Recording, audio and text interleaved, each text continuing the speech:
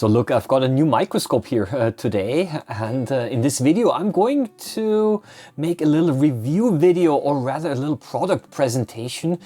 Hello and welcome, Microbehunter here. Well, I'm very happy that I'm able to show you now the features of this new device. It's a pretty large microscope, as you can see. Yeah, it's significantly larger than some of the others that I have. And I would like to use this opportunity now to thank the company Euromex, who sent me this microscope. It's called the iScope. You see it written over here, okay?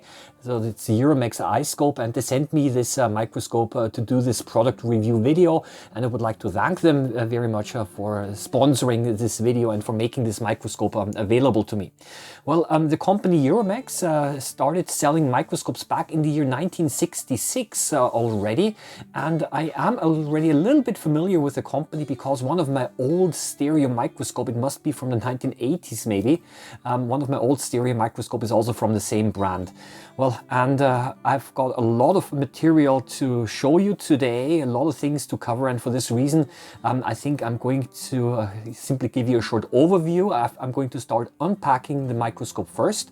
I'm going to show you what is in the box, and then I also have to assemble the microscope. Then I'm also going to show you the main features of the microscope, some of the interesting characteristics that it has, and then last but not least, the thing that we've all been waiting for. I would like to connect a camera to the photo tube here, and then we're going to look at some specimens. So lots of things to cover today, so let's get started.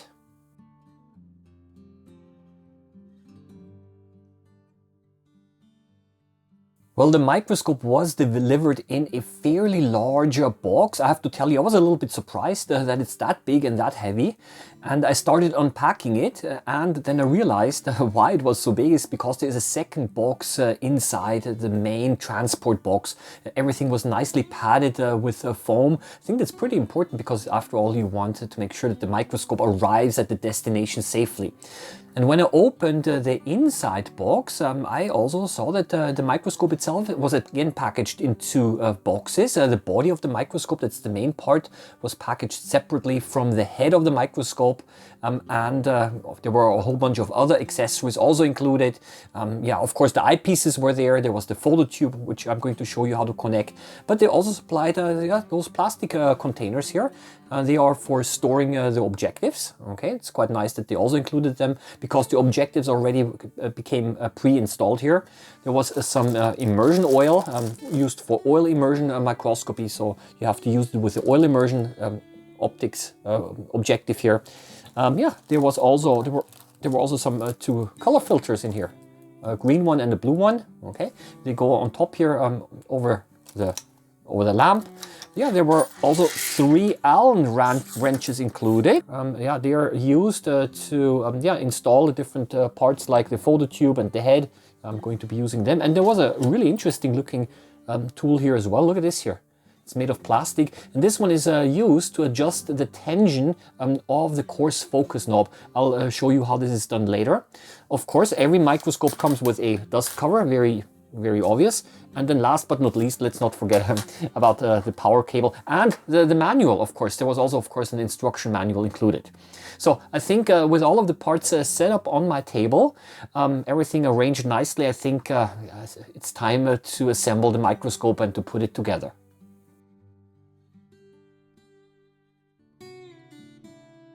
Now there is a protective cover on the bottom of the microscope head, and this is pretty important, of course, to make sure that there is no dust entering all of the sensitive parts.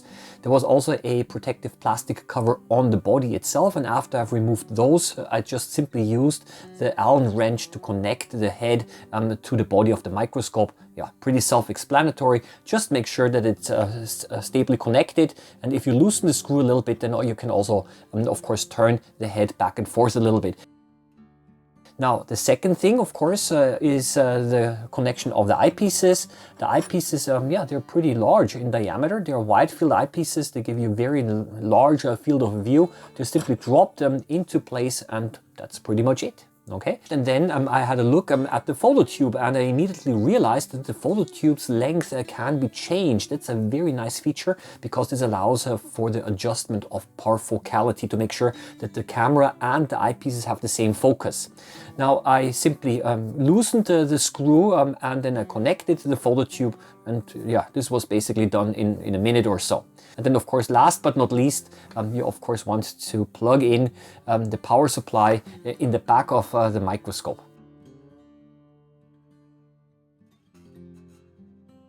Basically now I was ready to actually put the microscope into operation, and now I'm going to show you some of the interesting features that it has.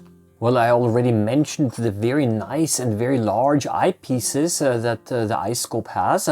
They have a field number of 22. So this means that at the same magnification, you're simply able to see much more of the specimen. I just want to show you now for comparison a standard eyepiece. Look, when you put them next to each other, okay, there's quite a big of a size difference. Of course, the diameter is much smaller, and this one over here only has a field number of 18, so it is much more constricted. I did a little bit the math, and I can tell you that those large wide field eyepieces are able to show you significantly more, 70%. This one only shows 70% of the area that a large eyepiece like this one is able to show you. So you see that this is a very important feature, especially if you were sitting behind the microscope for many hours, and if you want to orient yourself a little bit better. For example, you're looking at water, microorganisms that are swimming around. It's very difficult to chase them at a high magnification, specifically if the field of view is too small.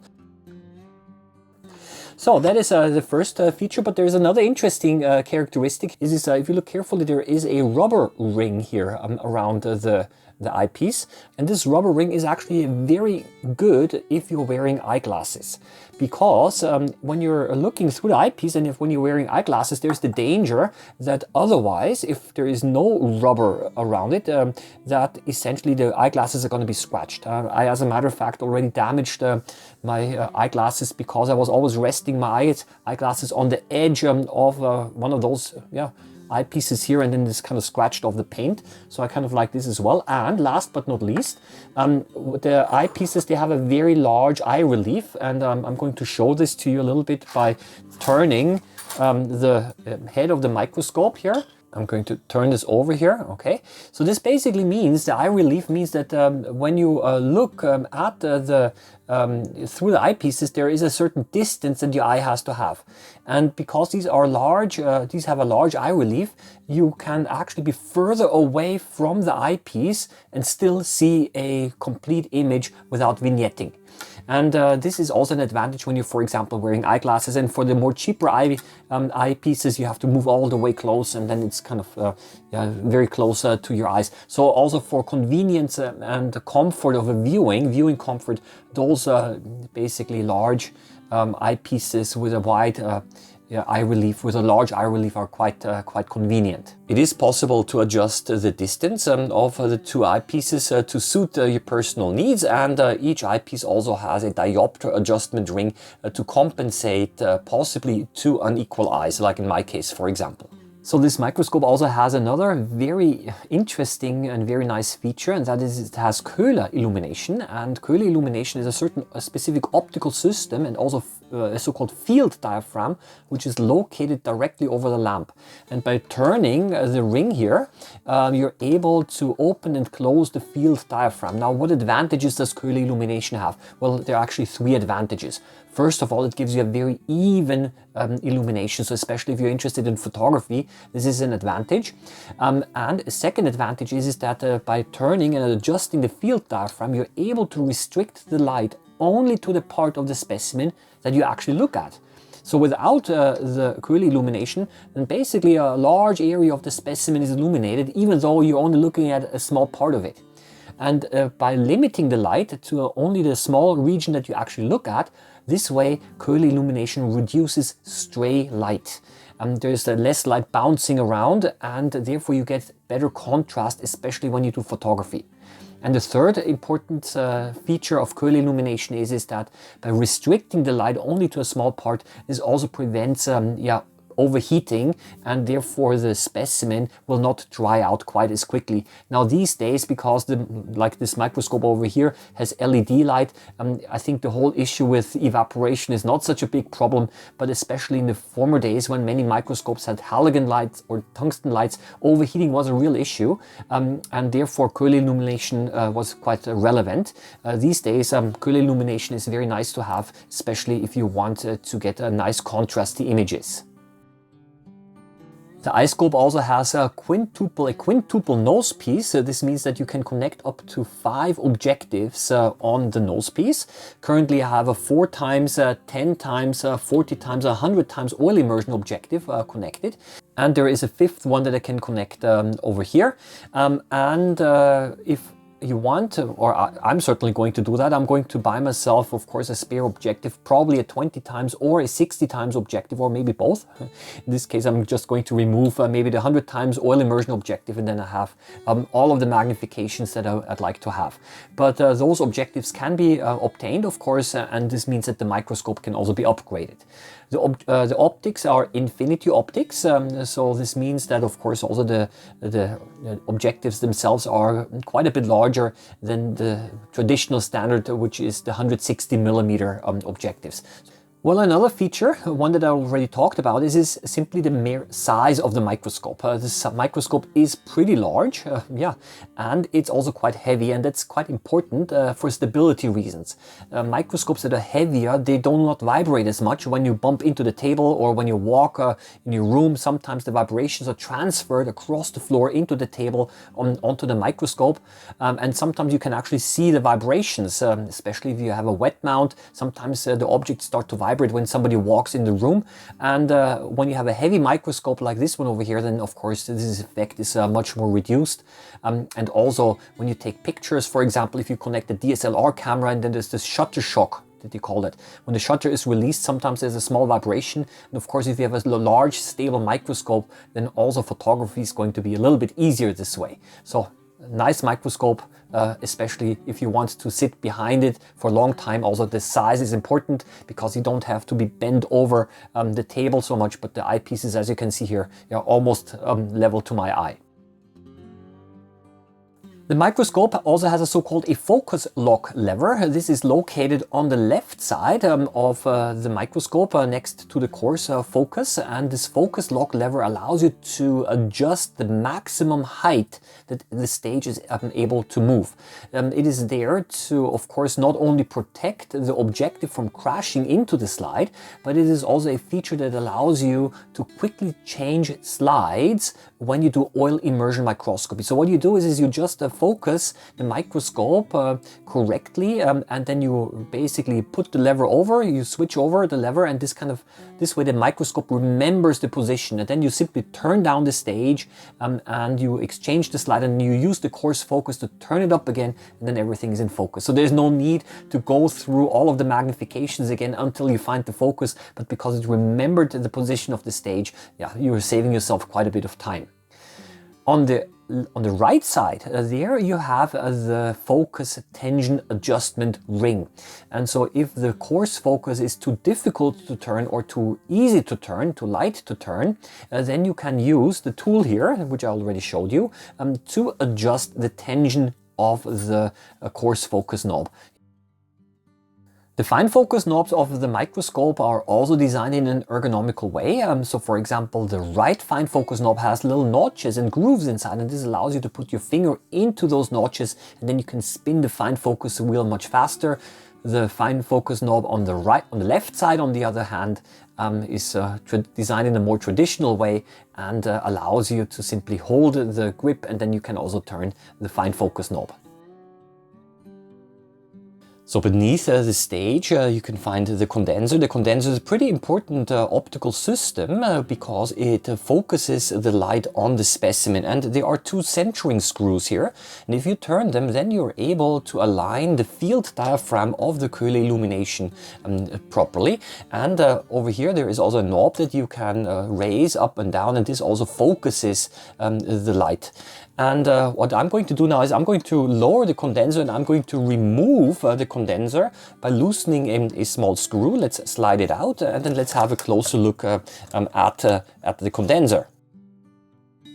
Now in the condenser there is of course the diaphragm, the condenser aperture diaphragm, but also on the side here, that's quite a nice thing. There is a built-in filter holder, and this filter holder accepts filters of 32mm diameter.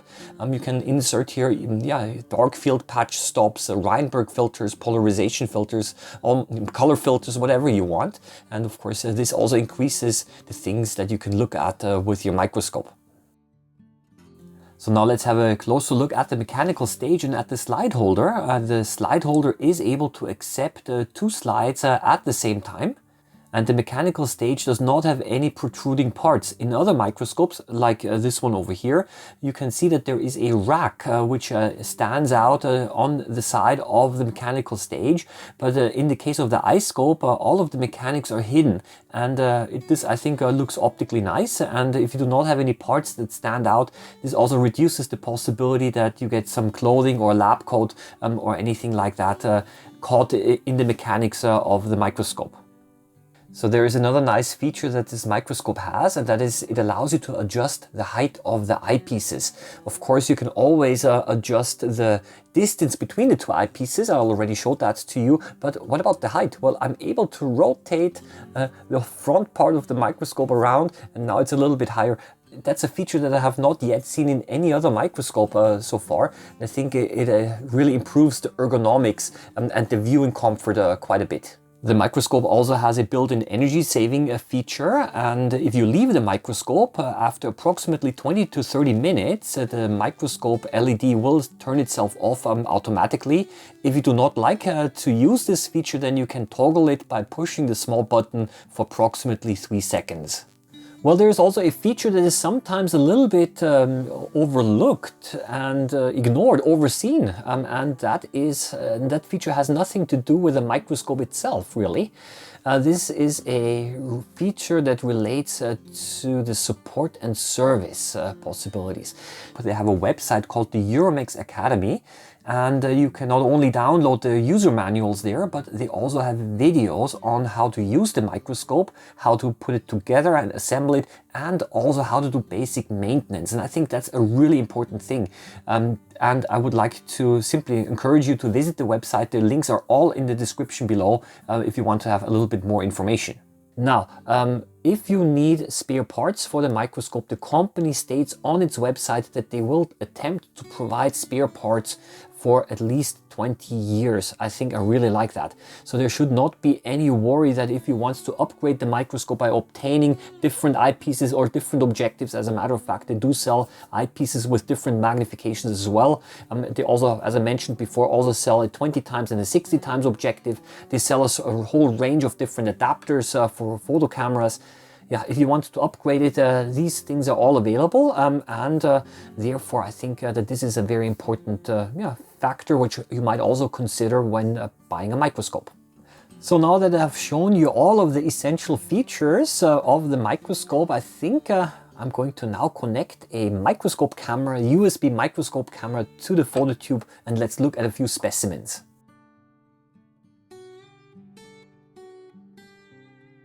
So I have now connected my microscope camera to the laptop. However, I'm not able to see anything yet because I first need to pull a lever to redirect the light.